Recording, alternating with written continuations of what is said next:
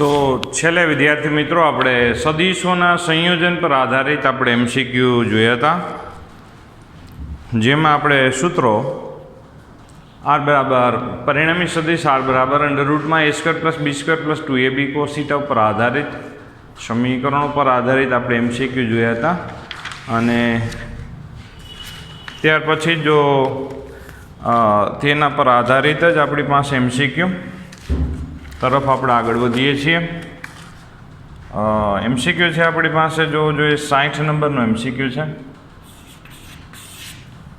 60 નંબરના એમસીક્યુમાં એક બિંદુ પર લાગતા બે બળોના મૂલ્યોનો સરવાળો 16 ન્યૂટન થાય છે. એટલે બે બળના મૂલ્યનો સરવાળો 16 ન્યૂટન પ્રાપ્ત થાય છે. અને બળોના સદીશોના પરિણામી બળનું મૂલ્ય 8 ન્યૂટન છે. તેની દિશા નાના મૂલ્યના બળની દિશાને લંબરૂપે છે. એટલે કે માની લ્યો કે એક બળ આવી રીતે છે, પરિણામી બળ છે આ જે નાનું બળ છે એ નાના બળને પરિણામી બળ છે એ લંબરૂપે છે. તો આવી રીતે આપણે જો વિચાર કરી શકાય તો હકીકતમાં જે બીજું બળ જે મોટું બળ છે એ મોટું બળ જે F2 છે એ F2 બળ છે એ હકીકતમાં આ જે F2 બળ છે એ હકીકતમાં શું આવશે, આ F1 અને F2 બે વચ્ચે બનતો ખૂણો છે 190 ઉપરનો ખૂણો હશે. હકીકતમાં આપણે શોધવાનું છે તો આ બંને બળના મૂલ્યો કેટલા હશે. તો જો આ પરિણામી બળનું મૂલ્ય આ F1 હોય તો આ બાજુ પણ F1 જ હશે, બરાબર. તો આમાં આપણે શું લખી શકાય કે આ જે F છે, બરાબર, તો આમાં કર્ણ F2 થશે. તો F2 સ્ક્વેર બરાબર આપણે શું લખી શકાય કે ભાઈ F1 square plus F square, બરાબર. હવે F બરાબર પરિણામી બળનું મૂલ્ય કેટલું છે, અહીંયા 8 ન્યૂટન છે. આપણે F1 અને F2 બે શોધવાના. અહીંયા F1 અને અહીંયા F1ની કિંમત એવી મૂકવાની કે જેથી પાયથાગોરસને સંતોષ એટલે કે એની રિઝલ્ટ સંતોષાઈ જાય. પણ અહીંયા F1ની વેલ્યુ મૂકતા પહેલાં આપણે ખાસ ધ્યાન એ રાખવાનું, આમાં બે રીતે સાદરૂપ આપી શકાય. આપણે છે F1ને કરતાં બનાવીને અહીંયા કિંમત મૂકી દો અને F2 આપણે મળી જશે. F2 મળી જાય પછી F1 મળી જશે. પણ એની બદલે સાવ શોર્ટકટમાં મળી શકે એવું છે કે કેવી રીતે, એક ભાઈ ધારો કે છે અહીંયા આ બેયના બળના મૂલ્યો તો આપણે 16 કરવાના જ છે, એ ફાઇનલ છે. તો એમાં એકનું મૂલ્ય જો આમાં બધાય ઓપ્શન જોતા જઈએ કે જેમાં પાયથાગોરસ સંતોષાઈ જતો હોય તો એ આપણે ઓપ્શન આપણે પસંદ કરી નાખીએ. જો એમાં પહેલો એ ઓપ્શન છે તો F1 બરાબર ધારો કે 6, તો 6નો વર્ગ અને 8નો વર્ગ અહીંયા તો શું થવો જોઈએ, 10 થઈ જવું જોઈએ. તો F2 બરાબર જો 10 છે તો પહેલા ઓપ્શનમાં જો મેળવી ગયો, બાકી એકેય ઓપ્શનમાં કોઈ એક બળનું મૂલ્ય અહીંયા નાના આ F1 છે એ નાનું બળ છે, નાનું બળ જો અહીંયા મૂકીશું તો સામે મોટું બળ પ્રાપ્ત નહીં થઈ શકે. ઓપ્શન ઉપરથી ડાયરેક્ટ જવાબ દઈએ એ આપણા માટે એકદમ સહેલું. તો F1 નાના બળનું મૂલ્ય 6 ન્યૂટન, મોટા બળનું મૂલ્ય 10. તો ત્યાર પછી આપણી પાસે ગયા લેક્ચરમાં 74 તો ગણ્યો હતો, 75 પણ આપણે એની વાત થઈ ગઈ હતી યાદ હોય તો. 76માં આની પહેલાંય આપણે ચર્ચા થઈ ગઈ છે. ત્યાર પછી જો 77માં જો વિચાર કરો કે vector A plus vector B is equal to 77 નંબરના એમસીક્યુમાં is equal to vector C છે અને vector A is equal to √3, B is equal to √3, તો C ઇઝ ઇક્વલ ટુ 2√3. 2√3 એટલે ડબલ સીધા મૂલ્યનો સરવાળો, ડાયરેક્ટ મૂલ્યનો A અને Bના ડાયરેક્ટ મૂલ્યનો સરવાળો કરવાથી પરિણામ મળે. તો એ આપણને શું સૂચવે છે હકીકતમાં કે બંને સદીશો એક જ દિશામાં હોય, એક જ દિશામાં હોય એટલે એનો ડાયરેક્ટ મૂલ્યનો સરવાળો થાય. એક જ દિશામાં હોય બે વચ્ચે બનતો ખૂણો 0 પ્રાપ્ત થાય. 78માં સદીશ A અને B સમાન મૂલ્યના છે. 78માં સદીશ A અને B બે સમાન મૂલ્યના છે. તો બેના પરિણામી સદીશનું મૂલ્ય √3a છે. બે સદિશના મૂલ્યો સમાન જ છે. ધારો કે આ એ સદિશ, આ બીજો એ સદિશ, આ બે વચ્ચે બનતો કંઈક ખૂણો થીટા હોય અને આનું પરિણામ પણ છે √3 જેટલું મળે, તો a માઇનસ બીનું પરિણામ કેટલું મળે? તો હમણાં આપણી પાસે છે સમીકરણ છે કે ભાઈ સમાન મૂલ્યના સદિશો હોય તો એના માટે 2a cos θ/2 ડાયરેક્ટ યુઝ કરી શકાય. પરિણામ, એમાં પરિણામનું મૂલ્ય √3a છે, તો અત્યારે આપણને છે ખૂણો મળી જશે. જો આ એ કેન્સલ થઈ જાય, આ √3/2, તો કયા ખૂણા માટે √3/2 આવે? √3/2 એ કયા ખૂણા માટે આવે? √3/2 તો આવશે 30ના ખૂણા માટે, બરાબર. તો થીટા બરાબર શું આવશે? 60. તો એનો મતલબ એવો થયો કે બે સદિશો વચ્ચે બનતો ખૂણો 60નો હશે. હવે આ બે સદિશો વચ્ચે બનતો ખૂણો 60નો હોય અને આપણે ધારો કે અહીંયા a અને b બેના મૂલ્યો સમાન છે, અહીંયા 60નો ખૂણો છે. હવે તમારે જો એમાંય કીધું છે કે a માઇનસ b કરવું હોય તો આને માઇનસ b લેવું પડે. આ માઇનસ b એટલે કે આનાથી વિરુદ્ધ દિશામાં. વિરુદ્ધ દિશામાં તો આ ખૂણો કેટલો થાય? ટોટલ છે 180 થાય, બરાબર. વિરુદ્ધ દિશામાં લીધું એટલે આ 60નો હોય તો આ 120નો થાય. તો આ બે સદિશ વચ્ચે બનતો ખૂણો 120નો થયો, જોવો જોઈએ. તો r બરાબર આપણે શું આવશે ભાઈ? √a² + b² + 2ab cos θ. તો અહીંયા એનું મૂલ્ય પણ a, બીનું મૂલ્ય પણ a, પછી આ બે એટલે 2a² અને અહીંયા આવશે cos 120. cos 120 એટલે -1/2 આવશે, એટલે માઇનસ કેન્સલ થઈ જશે. તો a² + a² માઇનસ a² આ થશે, -1/2 એટલે 2 કેન્સલ થઈ ગયા. તો a² ઉડી ગયા, તો અહીંયા a² વધે. તો r બરાબર આપણને એ જવાબ પ્રાપ્ત થાય. આ થઈ ગયું, જોવું જોઈએ.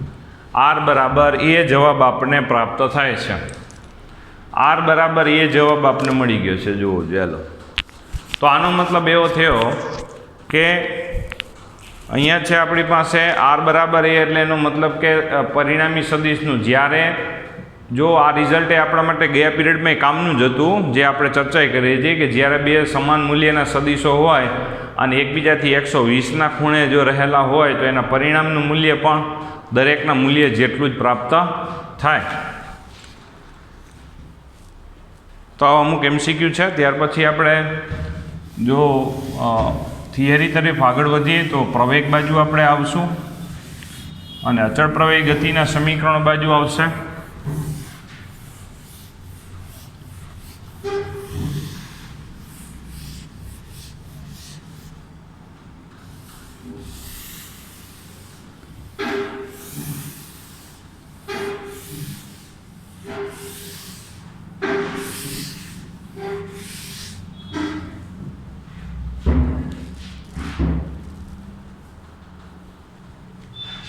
તો અહીંયા છે આપણે પાસે ભાઈ ચેપ્ટર નંબર આપણે પ્રવેગ માટે આપણે જો વિચાર કરીએ તો પ્રવેગ a = v નું t પ્રત્યે વિકલન કરી નાખો એટલે પ્રવેગ મળી જશે, અથવા તો સ્થાનનું t પ્રત્યે 2 વાર વિકલન, સ્થાનનું t પ્રત્યે 2 વાર વિકલન આપણે એવી રીતે વિચાર કરી શકાય. હવે જ્યારે કોઈ પણ પદાર્થ છે એ વક્રાકાર પથ ઉપર ગતિ કરતો હોય ત્યારે એના કોઈ પણ બિંદુ પાસે વેગની દિશા એ તે બિંદુ પાસે દોરેલા સ્પર્શકની દિશામાં પ્રાપ્ત થશે. આવી રીતે આપણે વિચાર કરી શકાય. સરેરાશ પ્રવેગ લેવો હોય, ધારો કે આમથી આમ પથ ઉપર કોઈ પદાર્થ ગતિ કરી રહ્યો છે તો આ બિંદુ પાસે વેગની દિશા તે બિંદુ પાસે દોરેલા સ્પર્શકની દિશામાં. તો આવી રીતે આપણે વિચાર કરી શકાય, જોવું જોઈએ. અહીંયાથી આપણે દર્શાવી શકાય કે ભાઈ આ ધારો કે છે v1 છે, આ ધારો કે v2 છે. તો આમાં પ્રવેગની દિશા જોવો જોઈએ, લેવું હોય તો શું થશે? વેગનો ફેરફાર એ જ આપણા માટે પ્રવેગની દિશા બનશે. તો આ થઈ ગયો વેગનો ફેરફાર.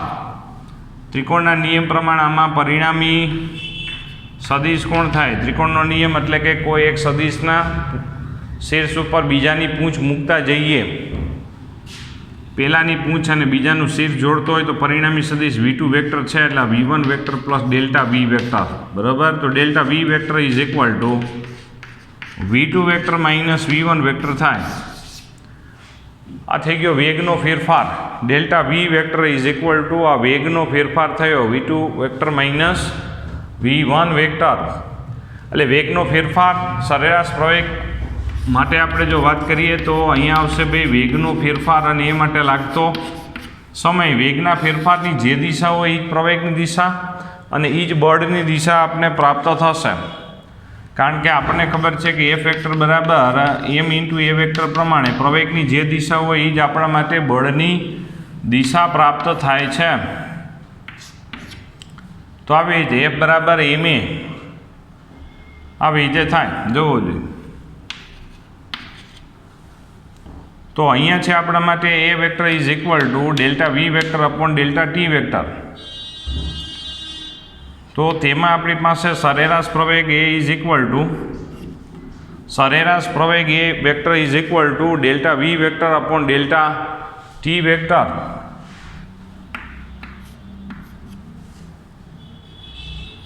તો તેમાં છે આપણી પાસે ભાઈ સરેરાશ પ્રવેગ એ ઇઝ ઇક્વલ ટુ, તો હવે ચર્ચા આપણે એ કરવાની રહેશે આમાં કે ભાઈ ધારો કે એક પદાર્થ છે વેગની દિશામાં જો ધારો કે પ્રવેગ લાગુ પડે, પ્રવેગ એટલે એનો મતલબ કે બળ.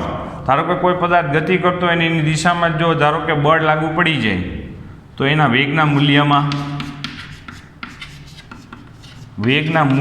વધારો થાય. વેગ સદિશ રાશિ છે, બરાબર. સમજો બરાબર કે વેગ કેવી રાશિ? સદિશ રાશિ. એટલે વેગની અંદર બે વસ્તુ છે. વેગનું મૂલ્ય એટલે કે જો પદાર્થ એક જ દિશામાં ગતિ કરતો હોય સુરેખ પથ પર તો વેગનું મૂલ્ય એટલે એ આપણા માટે ઝડપ જ બની જાય, બરાબર. તો અહીંયા છે વેગનું મૂલ્ય અને દિશા, બે વાત છે. વેગ માટે બે વાત છે, વેગનું મૂલ્ય અને દિશા. જો વેગની દિશામાં જ પ્રવેગ લાગુ પડે, તમારે એમ સમજવાનું પ્રવેગ એટલે કે એનો મતલબ કે બળ. વેગની દિશામાં જો બળ લાગે તો વેગના મૂલ્યમાં વધારો થાય, અથવા તો વિરુદ્ધ દિશામાં લાગે. હાલો, વેગની વિરુદ્ધ દિશામાં પ્રવેગ લાગુ પડે એટલે કે જે પદાર્થ આ દિશામાં જતો હોય અને પ્રવેગ વિરુદ્ધ દિશામાં એટલે બળ વિરુદ્ધ દિશામાં લાગે તો વેગના માત્ર મૂલ્યમાં જ ઘટાડો થાય. એટલે કે આવી રીતે વેગની વિરુદ્ધ દિશામાં પ્રવેગ લાગુ પડે તો અહીંયા લખી શકાય કે વેગના મૂલ્યમાં જ ઘટાડો થાય, એમ આપણે વિચાર કરી શકાય. અને જો આ વેગને લંબ રૂપે પ્રવેગ લાગુ પડી જાય, વેગને લંબ રૂપે જો પ્રવેગ લાગુ પડી જાય તો શું થાય? તો છે માત્ર વેગની દિશામાં જ ફેરફાર થાય, માત્ર વેગની દિશામાં જ ફેરફાર થાય. એટલે બળ અહીંયા છે પ્રવેગ એમને ન લાગ્યું હોય, કારણ કે પ્રવેગ ઉદ્ભવવાનું કારણ શું છે? બળ. પદાર્થ આમ જતો હોય અને એને લંબ રૂપે જ્યારે બળ લાગુ પડે ત્યારે પદાર્થના માત્ર વેગની દિશામાં જ ફેરફાર થાય, વેગનું મૂલ્યમાં કોઈ ફેરફાર થશે નહીં, એમ આપણે કહી શકાય. હવે જો અમુક અંશના ખૂણે ધારો કે પદાર્થ પર બળ લાગતું હોય, એટલે કે ભાઈ આ પદાર્થ આ દિશામાં જઈ રહ્યો છે સમજો, અને આ દિશામાં પ્રવેગ લાગુ પડે, આ દિશામાં પ્રવેગ લાગુ પડે તો આ પ્રવેગના બે ઘટક વિચાર કરી શકાય કે જે ઘટક છે એ વેગને સમાંતર હોય, જે ઘટક વેગને સમાંતર છે એ સમાંતર ઘટકને કારણે વેગના મૂલ્યમાં ફેરફાર થાય, અને એ લંબ એટલે પણ કોનો? વેગને લંબ એવા પ્રવેગના ઘટકને કારણે વેગની દિશામાં ફેરફાર થાય. પ્રવેગ એટલે તમારે બળ જ સમજવાનું. તો એમ સમજવાનું થાય કે ભાઈ પદાર્થ જે દિશામાં ગતિ કરતો હોય તો એનાથી અમુક અંશના ખૂણે જો બળ લાગુ પડે તો પદાર્થના વેગના મૂલ્ય દિશા બંનેમાં ફેરફાર થાય છે. તો આવું આપણી પાસે આગળ થિયરીમાં છે, જો તમે જોઈ શકો. જેમ કે આપણે પેજ નંબર 4 ઉપર આવેલી જે બધી થિયરી છે, સમતલમાં ગતિ માટે પ્રવેગ, વેગ ની ચર્ચા છે. વેગ માટે તો આપણે બધાને ખ્યાલ છે કે ભાઈ અંતિમ સ્થાન માઇનસ પ્રારંભિક સ્થાન એટલે સ્થાનાંતર અને એ માટે લાગતા સમયના ગુણોત્તરને વેગ કહેવામાં આવે છે.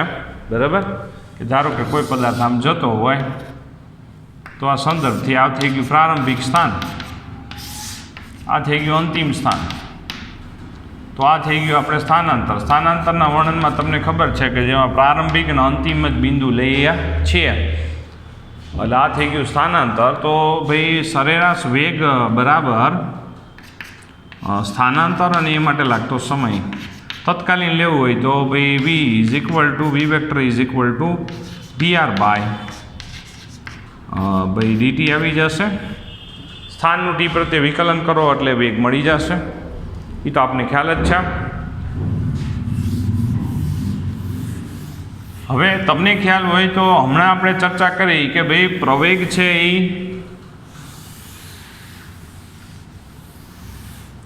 વેગને લંબ રૂપે ક્યારે હોય, અથવા તો વેગને લંબ રૂપે જ્યારે પ્રવેગ લાગુ પડે ત્યારે વેગની માત્ર દિશા બદલાય, વેગનું મૂલ્ય ન બદલાય તો કેવી ગતિ થઈ શકે? તો ગતિ થાય હકીકતમાં વર્તુળમય ગતિ થાય. માની લો કે આ જ બિંદુ પાસે વેગની દિશા તે બિંદુ પાસે દોરેલા સ્પર્શક દિશામાં હોય અને પ્રવેગ જો કેન્દ્ર તરફ લાગતું હોય તો એને કેન્દ્રગામી પ્રવેગ કહેવામાં આવશે.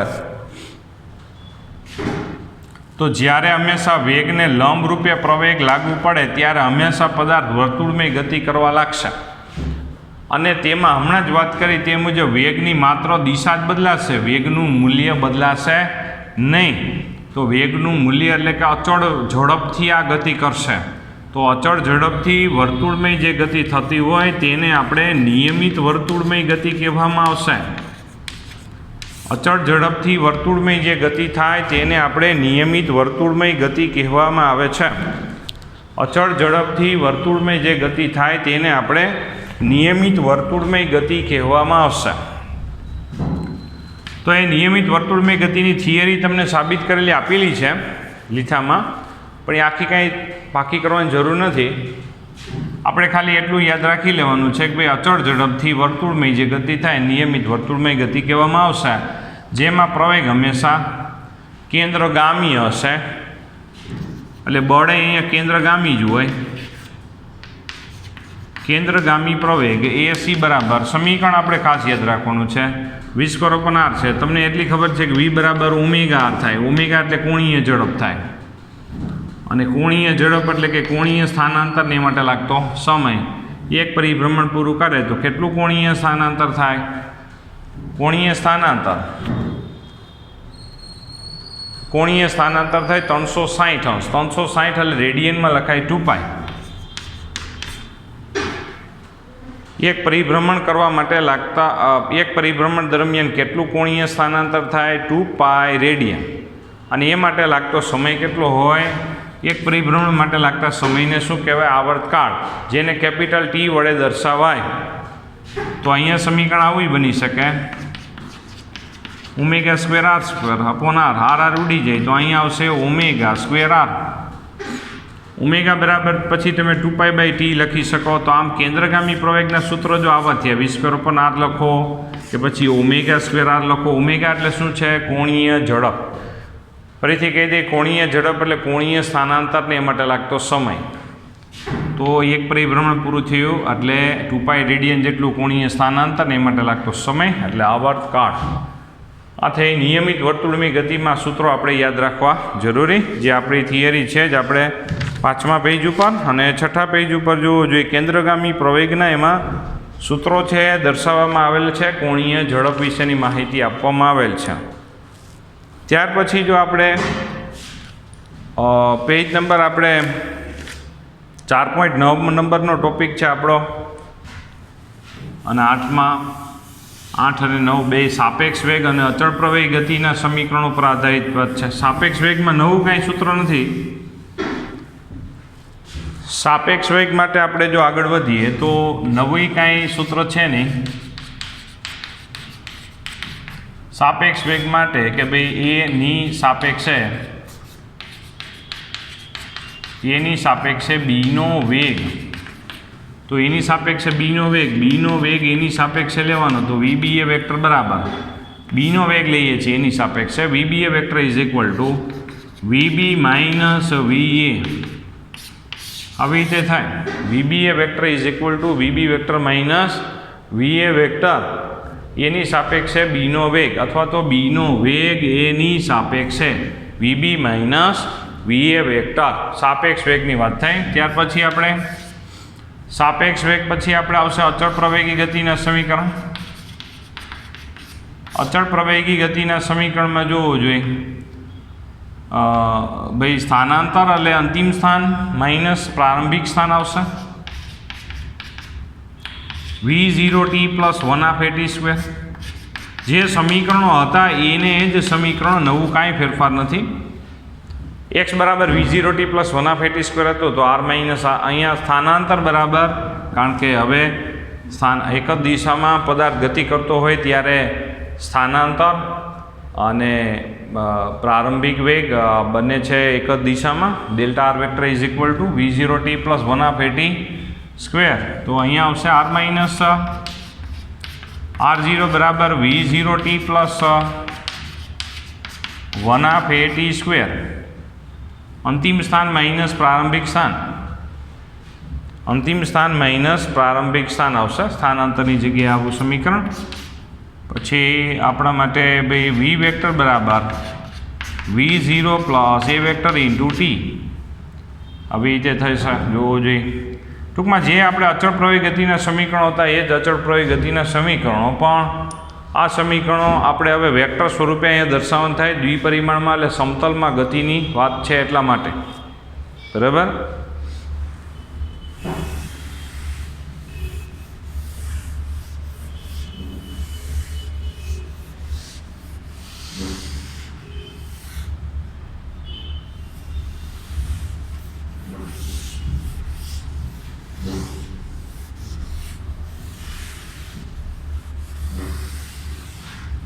ખાસ બાબત ત્રીજા ચેપ્ટરના જે MCQ હજી ડાઉટ્સ કોઈ ન મોકલાવેલા હોય તો મોકલાવી દેજો, એટલે એનો પણ એક વિડીયો લેક્ચર બનાવીને આપણે આપી દઈશું.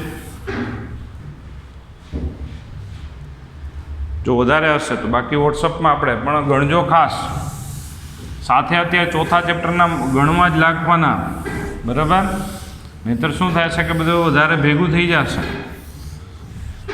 તમને એટલું ખ્યાલ છે કે આપણે અત્યારે માત્ર ને માત્ર અત્યારે એજ્યુકેશન 5 મહિના જ ચાલે, બરાબર. 5 થી 6 મહિના, જૂન મહિનામાં લગભગ છે નીટની પરીક્ષાઓ હોય એવું બને, એવું તારીખ નથી આવી, પણ આ તો આપણે શક્યતા બતાવીએ છીએ, બરાબર. કારણ કે મે મહિનામાં બોર્ડની 12 સાયન્સની પરીક્ષા છે, તો આપણે એવું વિચાર કરી શકીએ કે ભાઈ જૂન મહિનામાં નીટની પરીક્ષા હોઈ શકે. તો જૂન મહિનામાં નીટની પરીક્ષા હોઈ શકે તો એની તૈયારી માટે આપણી પાસે 6 મહિના જેવો સમય થયો. એમાં આપણે છેલ્લો મહિનો તો ઓછામાં ઓછો રિવિઝન માટે કાઢવો પડે, એટલે 5 મહિના જેવો સમય માંડ આપણે વિચાર કરવાનો આપણી પાસે ભણવા માટે.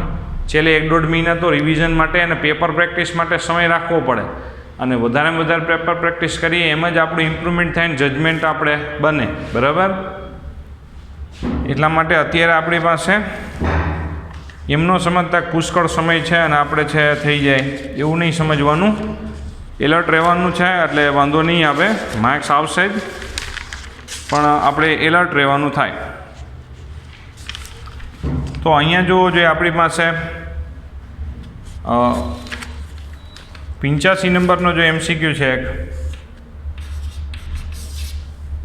એક માણસ તરીને નદીના એક કાંઠેથી લંબ દિશામાં આવેલ બીજા કાંઠે સ્થાને પહોંચવા ઈચ્છે છે. એટલે કે આ ધારો કે નદી છે, હાલો, એની ઈચ્છા એવી છે કે આ કાંઠાને લંબ રૂપે સીધું આમ જવું છે, એવી ઈચ્છા છે, બરાબર. આ માટે નદીના વહેણની સાપેક્ષે 120ના ખૂણે, એટલે આ બાજુ વહેણ છે એનું નદીનું. હવે જો ધારો કે એ સીધો આમ જો પડે, VW એટલે કે પાણીની વોટરની સ્પીડ, બરાબર. હવે જો સીધો અહીં આમ પડે ને તો આ બાજુ તણાઈ જાય, પરિણામ છે એ આ બાજુ જ હશે, પણ આમ જવું છે એ ફાઇનલ. તો હવે એને તરીને કઈ બાજુ જવું પડે? આમ તરવાની ટ્રાય કરવી પડે, બરાબર? વ્યક્તિ એટલે પર્સનને આમ જવાનું ટ્રાય કરવાની. કેટલા? પાણીથી 120ના ખૂણે આમ જવાની ટ્રાય કરવાની. તો એ શું થશે? સપાટીને લંબ રૂપે જઈ શકશે, બરાબર? તો અહીંયા જે આપણા માટે આ જે ખૂણો છે એ ખૂણો છે એ આપણા માટે ભાઈ અહીંયા 30નો બની જશે, બરાબર? આ વ્યક્તિને હકીકતમાં છે આ દિશામાં જવું છે, આ સ્પીડમાં જવું છે, બરાબર? તો ખૂણો બનાવતી દિશામાં 0.5 મીટર પર સેકન્ડના વેગથી તરે છે. એટલે આ વ્યક્તિ 0.5 મીટર પર સેકન્ડના વેગથી તરે છે. તો આપણે વહેણની ઝડપ શોધવાની. એટલે આ વહેણની ઝડપ જો અહીંયા આ થઈ ગયું VW. હવે આમાં આપણે છે જો આ 30નો ખૂણો છે તો એમાં લગાડી દો sin 30 બરાબર sin 30 એટલે સામેની બાજુ VWના છેદમાં કોણ આવશે એટલે કે VP આવશે, બરાબર? તો અહીંયા છે આપણા માટે BW આપણે શોધવાનું. sin 30 બરાબર 1/2, VP બરાબર 0.5 એટલે 1/2. તો VW ઇઝ ઇક્વલ ટુ શું થયું? 1/4 એટલે કે 0.25 મીટર પર સેકન્ડ. તો આવી રીતે થયું, જોવો જોઈએ. ત્યાર પછી આપણી પાસે જોવો જોઈએ સામાન્ય એવા MCQ છે કે ભાઈ 100 નંબરનો MCQ છે કે એક પદાર્થ છે v વેગથી અર્ધ વર્તુળાકાર પથ ઉપર આમ ગતિ કરે. અર્ધ વર્તુળાકાર પથ ઉપર ગતિ કરે છે તો વેગનો ફેરફાર શોધવાનો છે. અહીંયા વેગ v છે. અર્ધ વર્તુળાકાર પથ ઉપર ગતિ કર્યા પછી વેગ કેટલો હશે? -v હશે. તો વેગનો ફેરફાર શું થઈ જાય જોવો જોઈએ. અંતિમ વેગ આ પ્રારંભિક વેગ, અંતિમ વેગ માઇનસ પ્રારંભિક વેગ એટલે -2v વેક્ટર થઈ ગયું, જોવો જોઈએ. આવી રીતે થાય -2v વેક્ટર. આવી રીતે આપણે વિચાર કરી શકાય. ત્યાર પછી આપણે અચળ પ્રવાહી ગતિના સમીકરણોમાંથી અમુક ગણીએ. જો 115 નંબરનો MCQ છે, 115 નંબર.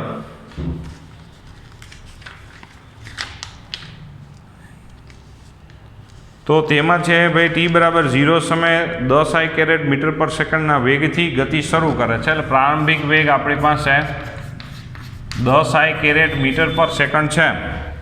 XY સમતલમાં કેટલા પ્રવેગથી A vector is equal to આપણે કીધું છે કે A vector is equal to 8 I caret plus 2J caret જેટલા અચળ પ્રવેગથી ગતિ કરે છે.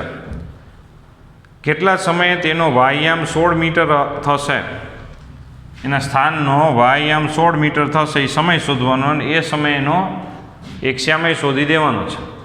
આપણે સમીકરણ અત્યારે હમણાં જે લખ્યું હતું એ મુજબ r vector is equal two r0 plus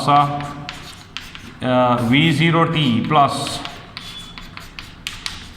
half AT square આ સમીકરણ લાગુ પાડીએ. રકમમાં આપણે એમ કીધું t બરાબર 0 સમયે ઉગમ બિંદુથી ગતિ શરૂ થાય. એટલે પ્રારંભિક સ્થાન અહીં 0 છે એટલે પ્રારંભિક સ્થાન 0. r vector is equal to v0t એટલે કે આપણા માટે 10 I કેરેટ t અને એની જગ્યાએ આપણે આવશે 8 I caret plus 2J caret t square એટલે r vector is equal to 10 t I caret plus અંદર આવશે તો 4 I કેરેટ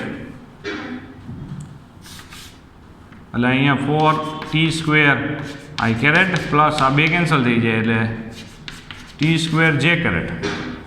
એટલે આવી રીતે આપણે લખી શકાય. જોવો જોઈએ અહીંયા છે આપણે I કેરેટને આપણે કોમન લઈએ તો 10t plus 4t square I caret plus t square J caret. તો અહીંયા જે આ સ્થાન સદિશ છે એ સ્થાન સદિશના આપણે આ થયો આપણે સ્થાનનો x ઘટક અને આ થઈ ગયો y ઘટક. હવે એ y ઘટક છે એ કેટલો થાય ત્યારે સમય શોધવાનો છે કે વાયામ 16 થાય ત્યારે છે આપણે સમય શોધવાનો એટલે કે 4 સેકન્ડ થઈ જશે. કે જ્યારે વાયામ 16 થશે ત્યારે અહીંયા 4 સેકન્ડ. ત્યાર પછી તમે જોવો જોઈએ 10t plus 4t square is equal two જ્યારે એક્સિયમ છે એ ત્યારે કેટલો થશે એનો Axiom x is equal two જો આ t બરાબર 4 લખી નાખો તો કેટલા થઈ ગયા જો 1 શ્યામ, આ 40 અને આ 4નો વર્ગ એટલે 16 અને 16 ચોકોન 64, 40 અને 64 એટલે 104 મીટર આવશે. આવો જ 126 નંબરે MCQ છે, તમે જોઈ શકો, એ તમે ગણી નાખજો. ત્યાર પછી જો અચળ વર્તુળમય ગતિ માટે જો વિચાર કરીએ કે 10 સેન્ટીમીટર ત્રિજ્યાની વર્તુળાકાર ખાંચમાં સપડાયેલો એક મકોડો અચળ ઝડપથી ગતિ કરે ને 50 સેકન્ડમાં 5 પરિભ્રમણ કરે. 50 સેકન્ડમાં 5 પરિભ્રમણ જો એ મકોડો કરતો હોય, 118 નંબરની વાત કરીએ છીએ, તો એક પરિભ્રમણ કરવા માટે એને કેટલો સમય લાગે? 10 સેકન્ડ. તો આ એક પરિભ્રમણ કરવા માટે લાગતો સમય થઈ ગયો. તો એની રેખીય ઝડપ શોધવાની છે. તો રેખીય ઝડપ એટલે કે એક પરિભ્રમણ પૂરું કરે તો કેટલું અંતર કાપે? એક પરિભ્રમણ પૂરું કરે વર્તુળમય પથ ઉપર તો 2πr જેટલું અંતર કાપે ને એ માટે લાગતો સમય t છે.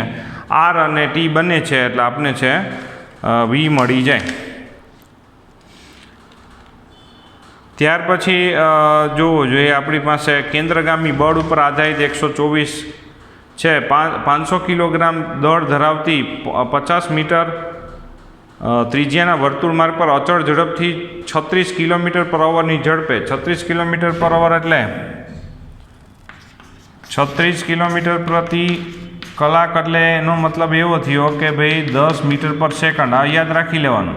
36 કિલોમીટર પ્રતિ કલાક એટલે 10 યાદ રાખી લેવાનું, એટલે કોઈ ટેન્શન નહીં. 10 મીટર પર સેકન્ડની ઝડપે તો 50 મીટર ત્રિજ્યાના વર્તુળાકાર માર્ગ પર આપણે છે કેન્દ્રગામી બળ શોધવાનું. કેન્દ્રગામી બળ એટલે F બરાબર ma, a બરાબર v²/r. v છે જો તમારી પાસે ત્રિજ્યા છે, દળ છે એટલે કેન્દ્રગામી બળ મળી જાય. સામાન્ય MCQ છે. તો હવે આવતા લેક્ચરમાં આપણે આગળ વધીશું. જો આમાં બે જ મહત્ત્વની વાત છે. એક સદિશોના સંયોજન, જે આપણે ગયા લેક્ચરમાં વાત કરી હતી કે ભાઈ સદિશોના સરવાળા અને બાદબાકી માટે કોમ્પ્લિકેશનવાળા આપણે 4-5 MCQ આપણે જોઈએ કે આ વધુ આવા કોમ્પ્લિકેશનવાળા હોઈ શકે. બરાબર. ત્રીજા ચેપ્ટરમાં સૌથી અગત્યની વસ્તુઓ તે અચળ પ્રવાહી ગતિના સમીકરણો, ખાસ બાબત. બરાબર. અને ચોથા ચેપ્ટરમાં સૌથી અગત્યની વસ્તુ સદિશોના સંયોજન અને પ્રક્ષેપ ગતિ. જે પ્રક્ષેપ ગતિ આવતા લેક્ચરમાં આપણે આગળ વધીએ છીએ. અને પ્રક્ષેપ ગતિની થિયરી પણ ચોથા ચેપ્ટરમાં એક જ એવી વસ્તુ છે કે પ્રક્ષેપ ગતિની થિયરી આપણને આખી આવડવી જરૂરી છે. આખી એટલે કે લીથામાં જેમ છે ને એમ આખી આવડવી જરૂરી, તો જ આપણે MCQમાં મહારત પ્રાપ્ત કરી શકશું. બાકી ચોથા ચેપ્ટરમાં બાકી બધા એમ ખાલી સૂત્ર આવડતા હશે તોય ક્યાંય વાંધો નહીં આવે. બરાબર. સમજાઈ ગયું આટલી વસ્તુ ખાસ. એટલે આવતા લેક્ચરમાં જે પ્રક્ષેપ ગતિ આવશે તેમાં ખાસ બધા વિદ્યાર્થી મિત્રોએ શું કરવાનું છે કે થિયરી ખાસ ભણવાની રહેશે. બરાબર. પછી એના MCQ અને દાખલાઓ એકદમ તમને મજા આવશે અને IMP ટોપિક ગણાશે. IMP એટલે કે પરીક્ષકને એમાં છે વધારે ધ્યાન બેસે એવું બને. બરાબર.